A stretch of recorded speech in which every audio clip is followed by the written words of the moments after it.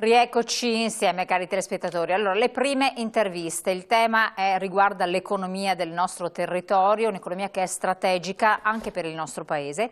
Abbiamo il piacere di avere qui con noi in studio fisicamente presenti, innanzitutto il Presidente di Confcommercio Veneto, Buonasera. Patrizio Bertin, grazie di essere ritornato qui con noi. Grazie a voi. Ben arrivato anche il direttore del mercato ittico di Chioggia, l'avvocato Emanuele Mazzaro, grazie direttore di essere qui con noi. Buonasera. E siamo collegati con l'assessore della Regione del Veneto all'economia e al commercio, Roberto Marcato. Assessore, ben arrivato, grazie di essere presente. Grazie a lei, davvero grazie per l'invito e per l'ospitalità, buonasera a tutti. E faccio aprire le danze, tra virgolette, proprio a lei. Perché? Perché ci sono tante istanze che vengono rivolte alla Regione, tante aspettative, purtroppo sempre alla luce di come i colori che ci danno sostanzialmente, lei se ne rende ben conto, perché tra il transitare tra una zona gialla all'arancione, precipitare magari facciamo le corna, però aiuto, in una situazione rossa e fine settimana ne risente tantissimo al di là della libertà dei cittadini, soprattutto l'economia e il territorio. E allora, qual è la situazione che si prospetta e che cosa la Regione riesce, fin dove riesce a muoversi? Dopo vedremo un po' le domande, le istanze dei nostri interlocutori qui presenti in studio. Ma no, intanto noi di fatto siamo sotto scacco e sotto ricatto da un anno di questo virus e l'unico antidoto possibile è il vaccino, altrimenti noi continueremo a prendere provvedimenti, continueremo a fare le zone a colori, continueremo a fare il lockdown, cioè noi non ne usciamo da questo pantano se non arrivano i vaccini, punto. È inutile immaginare altre strategie. Io tra l'altro da un po' di tempo continuo a dirlo un po' dappertutto perché ne sono profondamente convinto che avremmo dovuto, secondo me, investire molto di più, anziché nelle chiusure, nei lockdown, nella convivenza con il virus. Siamo a conoscenza di tecnologie che uccidono i virus, di macchine che puliscono l'aria e abbattono fino ad azzerare qualsiasi tipo di virus nell'aria. Io avrei investito molto più in questo e avrei consentito a ristoranti, bar, pasticcerie l'apertura, avrei investito in questo e avrei consentito la didattica in presenza. Invece, ahimè, io ho un po' l'impressione che ci siamo arresi usando, come spesso accade in questo paese, la via più veloce, che è la chiusura, ma che non è sicuramente la via migliore, a mio avviso. E la Regione in tutto questo, ma la Regione, lì c'è anche il Presidente Bertin, sa benissimo perché con lui lavoriamo a strettissimo contatto, ahimè, da un anno a questa parte proprio su questo tema. La Regione fondamentalmente lavora su due fronti. Il primo, provvedimenti regionali a favore delle imprese e abbiamo fatto partire un piano che si chiamava e si chiama tuttora Ora Veneto, che è fondamentalmente diviso in due parti, una che riguarda contributi a fondo perduto e un'altra invece a favore del credito. E l'altro versante che è quello di interlocuzione con il governo. Io ho adottato questo metodo.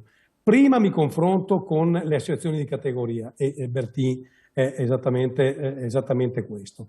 Mi confronto con loro, raccolgo da loro, che sono poi, come dire, il megafono delle imprese sul territorio, raccolgo da loro intanto lo stato dell'arte, cioè a che punto è l'economia del Veneto, perché questa è l'economia reale.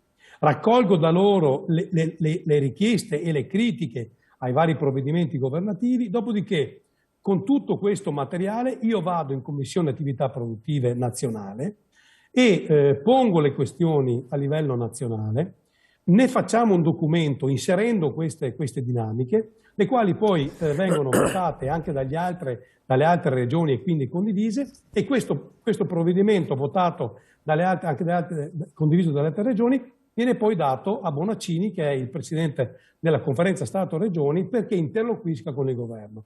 Devo dire che questo metodo ha dato dei frutti, dei risultati importanti.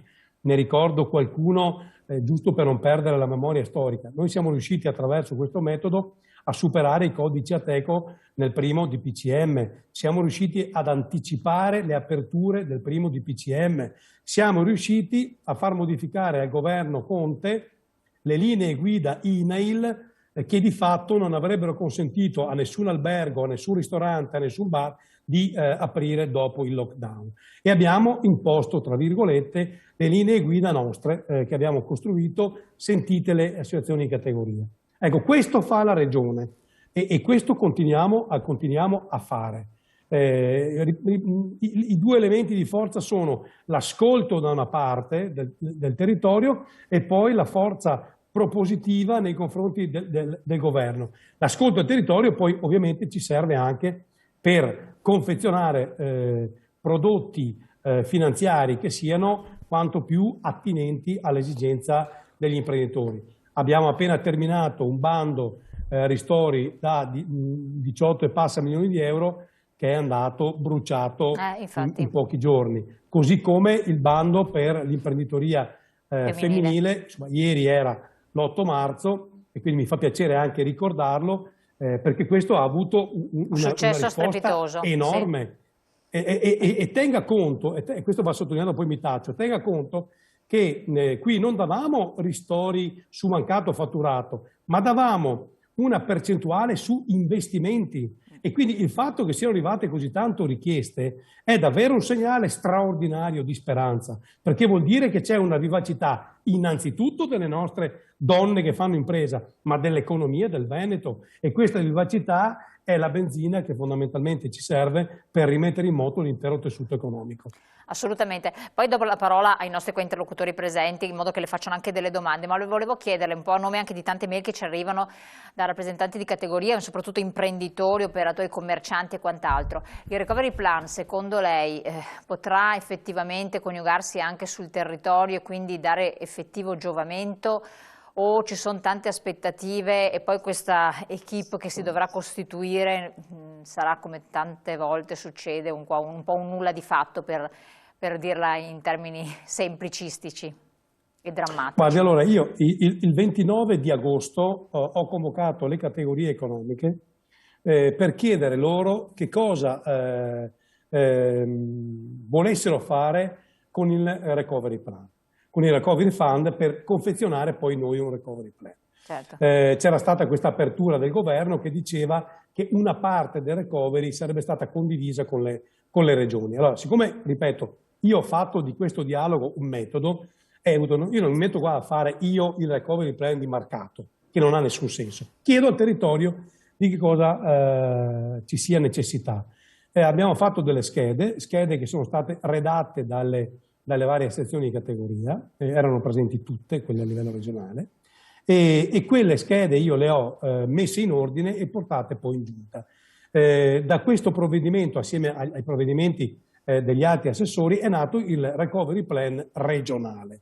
Adesso questo è uno strumento, è andato anche in consiglio nella commissione appunto consigliare, e questo è lo strumento di dialogo con il governo. Guardi, io posso essere ottimista se il recovery plan nazionale sarà la sommatoria dei recovery plan regionali, perché è del tutto evidente che le esigenze che ho io, Veneto, come tessuto produttivo, sono assolutamente diverse dalle esigenze non che ha la Calabria, ma che ha la Lombardia.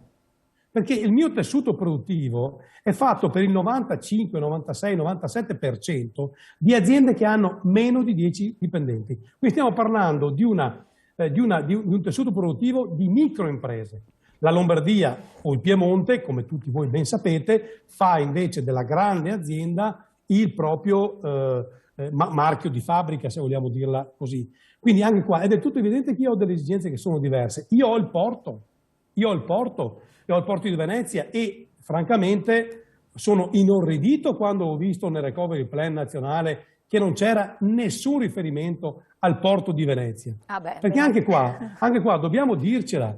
Abbiamo deciso che il porto di Venezia deve diventare un attracco per le gondole? Allora ce lo diciamo, lasciamo morire una parte di economia importante e qualcuno ne pagherà le conseguenze. Invece, siccome mi sembra una sciocchezza madornale questa, se il porto di Venezia, come io credo, debba diventare uno degli hub internazionali di scambio commerciale, E ciò, il recovery plan lo deve inserire assolutamente. Per questo le dico che il tema regionale diventa essenziale nella costruzione del recovery plan complessivo. Assolutamente. Avvocato, direttore, le chiedo, vuole domandare un po' all'assessore, un po' presentare un po' la situazione vostra, di che cosa potreste aver bisogno, adesso poi se anche le attività, non so, le ristorazioni, i codici Ateco sono bloccati, eccetera, vado a presentarvi un po'.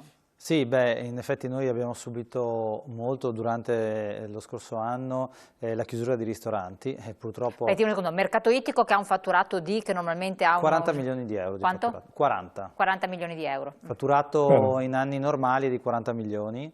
Operano quanti? Ci sono, la marineria di Chioggia è la più importante per numero, la flotta più importante d'Italia perché ha oltre 350 pescherecci. E ci sono 800-900 operatori, tra l'altro fa parte del consorzio ittico che è un lembo di terra da Chioggia a Rovigo, che è il primo consorzio a livello europeo di distretto ittico tra tutte le aziende.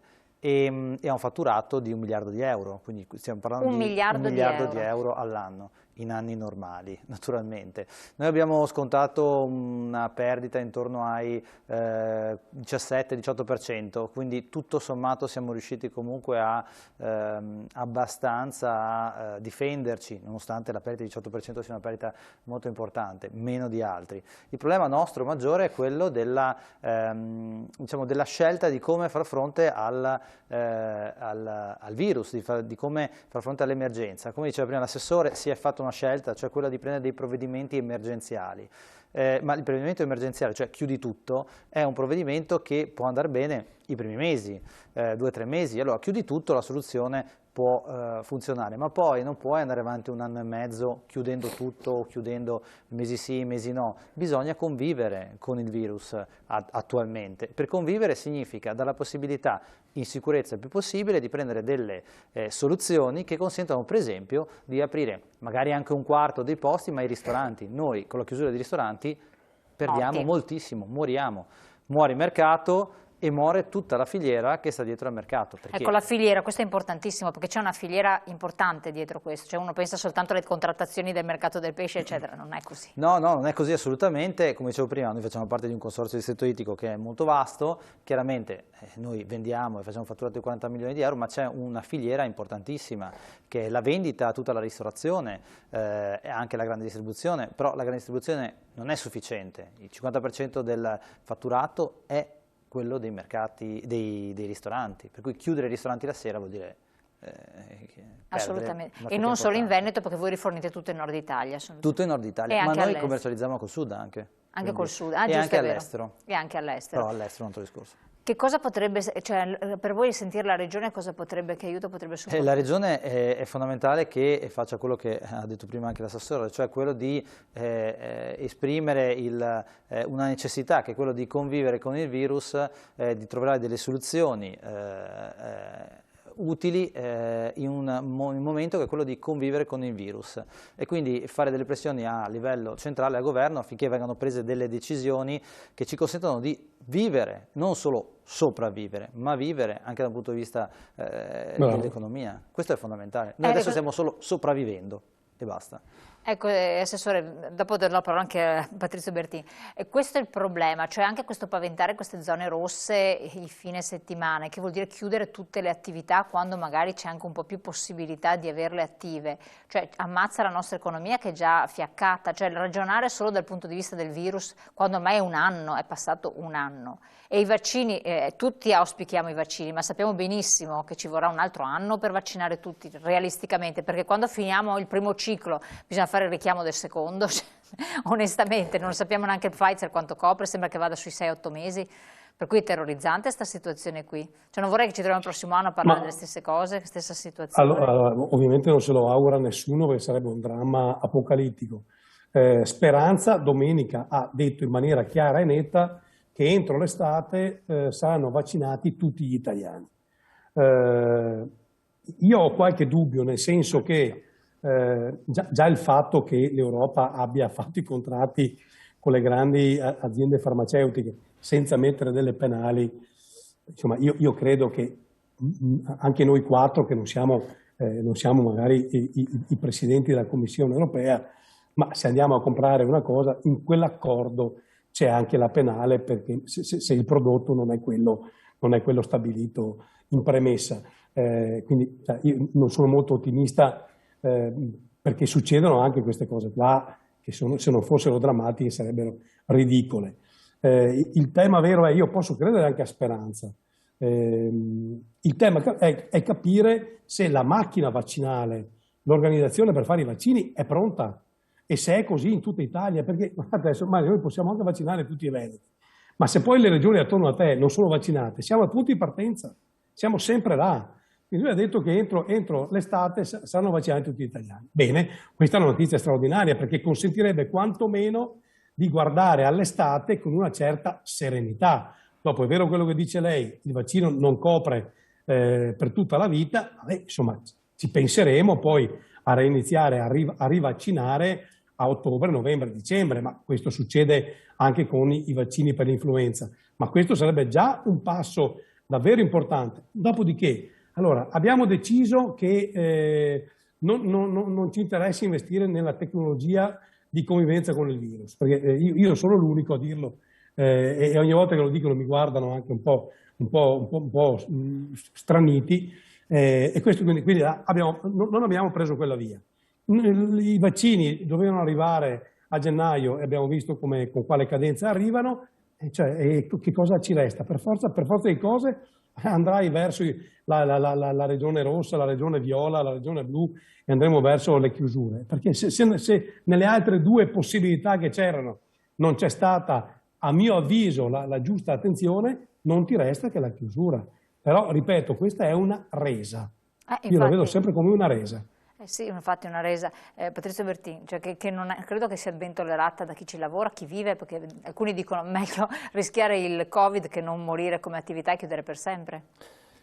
Beh, io devo ringraziare la Regione per la buona volontà che ci sta mettendo con l'assessore Marcato, stiamo lavorando veramente a stretto contatto per dare sempre più possibilità alle imprese di sopravvivere, perché noi stiamo sopravvivendo, quindi adesso ci basterebbe solo sopravvivere per traguardare questa pandemia. Però il fatto è che stiamo pagando uno scotto di un governo che non ha fatto niente, questa è la realtà. Io l'ho dichiarato anche alla stampa, ha fatto bene Draghi quando ha bloccato i vaccini che stavano andando in Australia, ha fatto bene perché lì ci sono dei dati che non c'è la pericolosità, qui abbiamo i morti, quindi bisogna agire, adesso è il momento del fare, non ci può più raccontare niente nessuno perché noi non ce la facciamo più, noi siamo la categoria a rischio, quindi le banche a noi non danno più soldi. Le nostre imprese sono al collasso perché la speranza di riaprire, di rimettere in moto giustamente i ristoranti, ma tutta la filiera non c'è in questo momento qua. Stiamo aspettando il rosso, ma noi siamo già in nero perché per noi è un lutto. Le nostre imprese ormai sono decotte, ma io dico, sfido qualsiasi persona che provi a vivere un anno così e mantenere l'impresa aperta. Allora, sono arrivati dei piccoli contributi, con la Regione i 18 milioni e sono andati via su un attimo, l'assessore lo sa, insomma, perché c'è esigenza di liquidità. E poi non c'è nessuna speranza. Oggi c'è solo il ministro Speranza che non ci sta dando speranza. Questa è la verità, gioco di parole. Perché? Perché che dicano che sono arrivati 7 milioni, 50 milioni, 200 milioni di vaccini, poi non c'è la struttura, il meccanismo per vaccinare le persone. Stiamo andando avanti come le lumache, ma qualcuno mi spiega perché in Gran Bretagna erano messi su una maniera disastrosa e hanno vaccinato quasi il 50% di persone, l'America stessa. Allora, molto probabilmente questo è un segnale che l'Europa ha fallito. L'Europa non ha fatto gli accordi come dovevano essere fatti. E quindi se vige la regola che magari la ricerca l'hanno fatta con i soldi pubblici, le case farmaceutiche, e adesso per noi dobbiamo andare a pagare e loro decidono a chi dà di più. Eh no, così non va più bene. Adesso qualcuno, io ho coniato la parola svegliati Italia, devi dare una risposta al nostro popolo, non possiamo più permetterci di vivere in queste condizioni. Noi abbiamo il cappio al collo e qualcuno ce lo sta tirando tutti i giorni. Ecco, Assessore, secondo lei non c'è un po', almeno il sentiment, che effettivamente non sentano a livello governativo il pressing da parte dei lavoratori, delle categorie produttive, non sentano questo stato d'animo anche di esasperazione, non si percepisca in questi termini? Perché altrimenti il comportamento sarebbe diverso, cioè ci sarebbe più coerenza, anche consentire una progettualità agli imprenditori. Io ieri parlavo con il presidente della categoria degli artigiani della CNA, diceva non riusciamo ad andare avanti perché non possiamo avere progettualità, lavoriamo a settimane, a colori, cioè come si fa ad andare avanti così? Allora, lei parla con un federalista e autonomista impenitente, io sono nato così e morirò così. Io sono profondamente convinto che Roma sia lontana, è lontana dalla quotidianità ed è ahimè, gestita da burocrati che hanno poco a che fare con la realtà che ogni giorno viviamo.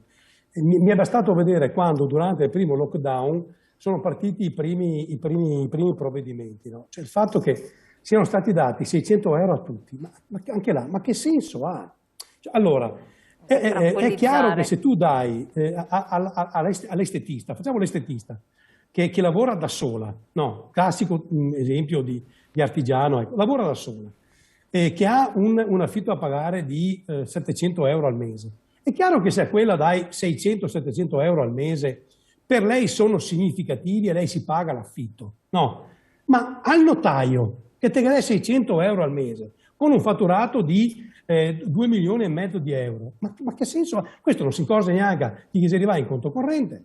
E allora non era meglio evitare il notaio o il commercialista o i politici e dare invece di 600, dare 1200 all'estetista? Così tu avresti salvato un'attività e avresti fatto una cosa significativa. E invece no, siccome continuano a immaginare il paese che sia fatto tutto uguale e che tutti abbiano le stesse esigenze, noi diamo i 600 euro a chi fattura 4 milioni di euro e 600 euro a chi ne fattura 20.000 all'anno. Cioè, è una follia. E così continuiamo a fare. Adesso sembra che ci sia la volontà di declinare in maniera diversa questi indennizi. Ma io me lo auguro, perché fino ad oggi come dire, il parametro di valutazione per dare questi ristori è un parametro che continua ad essere a pioggia ed è profondamente sbagliato. Ma perché? Perché in realtà è inutile che ci nascondiamo. I decreti tecnicamente li scrivono i burocrati, non li scrive il politico. È inutile che pensiamo che sia il ministro di turno che si mette là a scrivere, no? Perché altrimenti, se fosse così, non avremmo bisogno su un decreto di avere 37 decreti che ci dicono che cosa dice il decreto. Certo. 37 decreti interpretativi. Ma è normale questo? No, cioè, noi abbiamo il ristoratore che non sa da quale parte girarsi perché non sa se dichiarare fallimento oggi o fra 10 minuti e che arriva la circolare interpretativa della circolare interpretativa a sua volta del decreto del governo. Cioè, allora, già uno ha uno stato d'animo particolare. Poi succedono queste cose qua ed è del tutto evidente, ripeto, Roma è lontana. Mai come adesso c'è bisogno di rivedere lo Stato in senso federalista e autonomista per riportare vicinanza al territorio. Assolutamente. Direttore, chiedo a lei, vicinanza al territorio, il settore pesca che cosa avrebbe bisogno e sono previsti ristori per la categoria? Sì, sono previsti dei ristori e il settore della pesca avrebbe bisogno, lì c'è poi tutto un altro tema che è anche quello delle direttive comunitarie, cioè l'Europa ha delle discipline, delle regole che sono un po' parametrate su un paradigma che è quello del mare del nord, che non c'entra niente con l'Adriatico. Che non c'entra niente. E quindi è un disastro per noi. La grandezza del pesce, le reti, quanti giorni poter andare a pescare. E poi, magari consentitemelo, c'è anche la questione che il pescatore purtroppo è ancora oggi visto secondo me erroneamente, come quello che distrugge l'ambiente. Invece il pescatore, che è un po' quello che stiamo cercando di trasmettere noi, molti non sanno, esce e pulisce il mare, perché tutto è il primo ambientalista. È il primo ambientalista, perché esce, pesca e tutto quello che pesca poi, purtroppo c'è molta plastica, lo riporta a terra, quindi fa un'attività oltretutto molto meritoria. E di cosa ha bisogno il mondo della pesca? Di quello che ha bisogno tutti noi probabilmente, nel senso, dicevamo prima, secondo me una delle cose che oggi è intollerabile, almeno per me è intollerabile, è che dopo un anno abbiamo come unica decisione preso di nuovo quella di chiudere, a colori ma chiudiamo. Abbiamo scelto di mettere in una bilancia il lavoro e la vita delle persone e si è scelto di tutelare la vita delle persone, senza tenere conto che il lavoro fa parte della vita delle persone e quindi noi dovremmo comunque, il compito di un governo dovrebbe essere quello di consentire a me di continuare a lavorare in sicurezza, magari in una percentuale meno ore, ma io devo poter andare avanti, se no non muoio oggi per il virus, ma muoio fra 10 minuti o fra 20 perché non ho nessuna attività, non posso lavorare, quindi ecco questa cosa qui dopo un anno non è obiettivamente più gestibile. Non è assolutamente.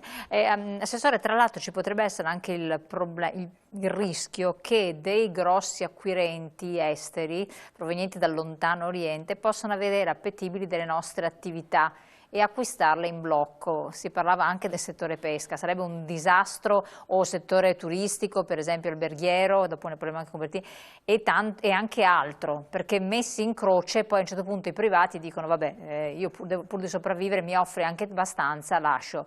È una cosa che tanti, vabbè, guardare dietrologia, però bisogna stare anche un po' attenti. No, non è più un rischio, questa è un'amara realtà. E noi abbiamo evidenza di questo. A Venezia stanno facendo man bassa di acquisti e a questo ci aggiungiamo il fatto che ci sono infiltrazioni della criminalità organizzata pesantissime, perché ovviamente c'è un'esigenza di liquidità paurosa.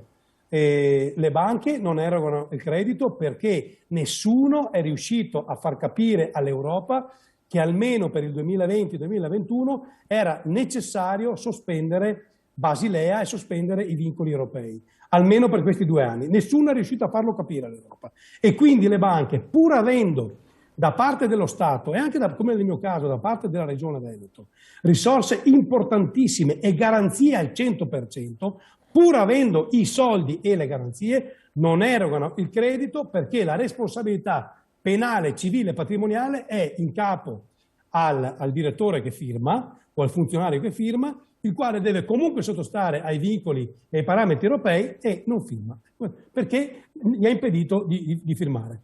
Allora, loro non erogano il credito, chi è preso con l'acqua alla gola si rivolge a situazioni che non sono quelle ufficiali e rischia di finire nella metastasi della criminalità organizzata, che è un cancro assoluto su cui tutti noi abbiamo attenzione. Noi abbiamo anche un accordo con la Guardia di Finanza proprio per cercare di colpire queste situazioni, ma questo è un problema enorme. E se mi permette una digressione, noi purtroppo siamo un colabrodo per quanto riguarda le acquisizioni ostili da parte di altri stati, perché, e non mi stancherò mai di dirlo, perché questo Paese non ha mai avuto e non ha un piano industriale. Perché se tu avessi un piano industriale avresti 2 cose. Uno, quali sono gli assi strategici per la tua economia e per il tuo Paese. Quindi tu avresti deciso, che ne so, il turismo è importante, benissimo, il settore alberghiero è strategico, perfetto. E allora avresti intanto deciso che cosa è importante per te e che cosa non lo è. E avresti anche deciso le modalità attraverso cui arrivare a sostenere questi assi strategici. Non avendo un piano industriale, non abbiamo nulla di tutto questo, per cui nessuno sa in Italia che cosa sia importante e nessuno sa quali sono le modalità per arrivare a sostenere queste attività. In Francia, in Germania, se noi italiani volessimo aggredire un'azienda francese che per lo Stato francese è strategica, il sistema francese fa quadrato attorno a questa azienda, tu non riesci nemmeno a sfiorarla, non ad acquistarla. In Germania provate voi a fare un'acquisizione ostile nei confronti di un'azienda che è strategica per il piano industriale della Germania. Non riuscite a penetrare quei confini. Da noi è ancora brodo, perché non abbiamo ancora deciso che cosa è importante per noi. Ma è possibile che in 20 anni nessuno sia riuscito a fare un piano industriale? Ma nessuno, destra, sinistra, tecnici, non tecnici. Ma è normale. Ma che paese siamo? Ma che paese siamo? Allora, abbiamo il più grande patrimonio culturale del mondo. Benissimo. Allora diciamo che l'industria nostra è la cultura, è l'ambiente, è il mare, è la montagna. Basta, lasciamo perdere altre cose. È la siderurgia. Benissimo, allora diciamo che è la siderurgia. Chiaro. Non può essere che ogni cosa che viene discussa va ben tutto, perché così perdiamo di competitività nel mondo. Per accontentare un po' tutti. Assessore, io so che lei deve lasciarci purtroppo, mi conferma, vero? Ahimè. Ahimè. Allora, l'ultima domanda da parte del Presidente Bertin che fa l'assessore, poi noi la lasciamo scappare, che so che ti ha dato più del tempo del dovuto. Prego. No, l'assessore ha detto giusto, perché è vero, noi il nostro know-how l'abbiamo portato all'estero, abbiamo dato possibilità a tutte le imprese del mondo di portarci via anche il nostro know-how, quel poco che avevamo, quindi noi lì siamo carenti, ma da anni ormai è inutile. E gli altri paesi invece si sono strutturati in maniera più intelligente di noi. Però ormai è inutile guardare il latte versato, adesso dobbiamo guardare avanti, dobbiamo essere pronti e preparati per la ripresa. E questo che io non vedo ancora un piano strategico per la ripresa, e mi preoccupa molto questo, perché vuol dire non essere ancora convinti cosa dobbiamo fare per ripartire. Questo veramente ci lascia da soli su una palude dove noi non vediamo dove attraccare o dove emergere. Le nostre imprese vengono in associazione e ci chiedono cosa dobbiamo fare, come dobbiamo comportarci. Il mondo è cambiato nel metodo, è cambiato nella forma, è cambiato su tutto. Però nessuno si sta ancora preoccupando per dare le indicazioni alle imprese di come dovevano comportarsi, e questa è una tragedia anche questa, e la subiremo, perché non è che non la subiremo anche questa. Questa è quindi un'ulteriore sfida, Assessore, a livello regionale. Dove aggiungere qualcosa, Avvocato, Direttore? No, non sono assolutamente d'accordo, anch'io. Non c'è nessuna indicazione di come ripartire, e questo è distruttivo, tra l'altro, anche. Assolutamente. Assessore, allora Scusate, solo brevemente. Sì. Io ho deciso di mettere a disposizione delle università una cifra importantissima sulle reti innovative regionali. L'ho fatto prima dell'estate dell'anno scorso, perché questi qua mi studino dinamiche produttive di convivenza non solo con i virus, ma a studiare delle capacità produttive che siano in grado di adeguarsi e di cambiare di fronte a sconvolgimenti internazionali. Cioè, l'ho fatto io come Regione Veneto. Non capisco perché non lo si possa fare a livello nazionale.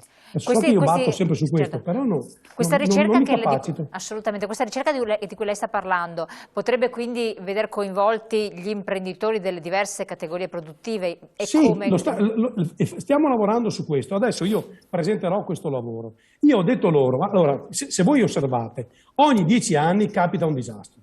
Perché guardate l'11 settembre, dopo è arrivato la crisi dei subprime, adesso è arrivato il virus. Noi abbiamo questi circoli periodici, di 10 anni, ogni 10 anni bene o male arriva qualcosa che sconvolge l'economia e anche per certi versi il sociale del mondo intero. Allora, visto che tanto questo accade e accadrà, ma perché non possiamo investire anche in tecnologia, in ricerca, in scienza, per costruire capacità produttive che siano in grado di rispondere più velocemente possibile alle criticità violente che arrivano nei nostri territori?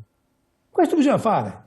Tutti si riempiono la bocca di resilienza. Questa è la resilienza, la capacità immediata di cambiare anche il tuo prodotto, di cambiare la tua linea produttiva tenendo conto di quello che sta accadendo nel mondo. E ci sono dei modelli da applicare. Io ho chiesto alle università venete di farmi questo studio assieme alle imprese e presenteremo a breve il risultato di tutto questo, perché insomma l'ho fatto io, ma non vedo che nessuno a Roma che pensa a queste robe qua. Non interessa.